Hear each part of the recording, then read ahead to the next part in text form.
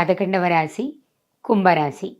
2025 సంవత్సరం ఆగస్టు నెలలో కుంభరాశి వారికి ఏ విధంగా ఉండబోతుందో గురువుగారిని అడిగి తెలుసుకుందాం. 2025 సంవత్సరం ఆగస్టు నెల 11వ రాశి కుంభరాశి. ఈ కుంభరాశి నుంచి శని మీనరాశికి మార్చి 30వ తారీఖున మీనానికి వచ్చాడు. జన్మం నుంచి ద్వితీయానికి వచ్చాడు. ద్వితీయ శని ధనాధిపతి, ధనాన్ని రక్షించేవాడు. ఇదివరకు మాత్రం బాగా అప్పులు దొరికినాయి, అప్పు చేసి పప్పు కూడా తిన్నారు. ఇప్పుడు తీర్చడానికి గొంతుకు కత్తి వచ్చింది. ఇప్పుడు డబ్బులు తీర్చగలుగుతారు.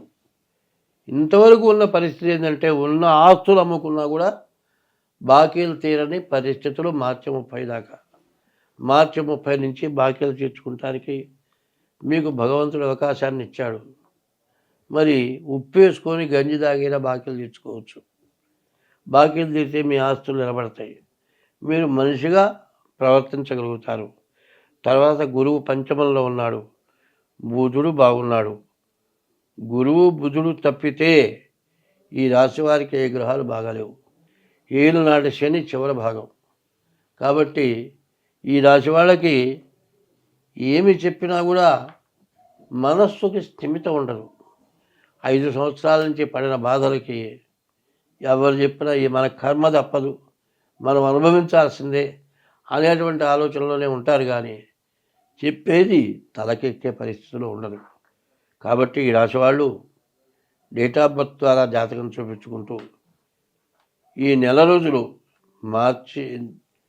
జూలై 24 నుంచి శ్రావణ మాసం ఈశ్వరార్చన, లక్ష్మీ అమ్మవారి పూజ, శనికి ప్రతిరోజు కనీసం దీపారాధన చేసి ప్రదక్షిణ చేసి దండం పెట్టండి.